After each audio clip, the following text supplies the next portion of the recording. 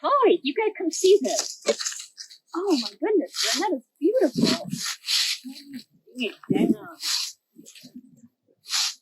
Isn't that something? Look at those colors. Gorgeous. They remind me almost of little red beans or something. They look kind of like little red beans, and they've got this beautiful fuchsia color with this almost red orange berry inside. Mm-hmm. Yeah.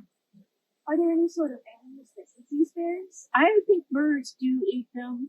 You know, I don't know how much they eat them, but I do know they eat them. But I also know that we shouldn't eat them. They are considered toxic by most people. Although some have used them as medicine, but we won't go into that. So, what is this, Ren? Well, it goes by lots of different names, Chloe. One of the names I like for it is spindle tree, because this was used to make those old drop spindles for spinning wool into yarn. How cool! So this one was used for that, and this was sometimes called wahoo. Isn't that a funny name? Wahoo!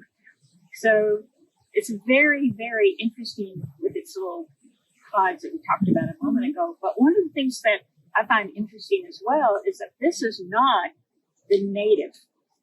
There is a Euonymus americanus that is also sometimes called spindle tree and sometimes called hearts of bursting. Don't you love that name? Yeah, there's just such a wonderful image that gives. Yeah, I love that. So what is the difference between the native and the non-native? Well, this one being the non-native, one of the things you can see is that it has smooth, the little seed pods are smooth on the outside. Yeah. And on the native one, the indigenous one, the one that's more often called hearts of bursting, it will have little bumps all over it.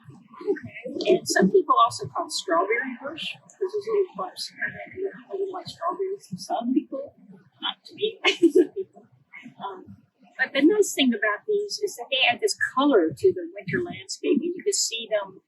I've seen them in the dead of winter when there's nothing but brown and maybe some green from deciduous tree. I mean, from evergreens and some grays. That's pretty much it. And then this pops out at you. Well, I have never noticed these before, but from now on, I'm going to be searching for them anytime I go out to the woods.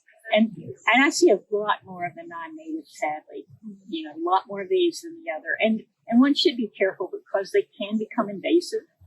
So, but I have to admit that when I see them, it makes me happy. I know I shouldn't be, but it does.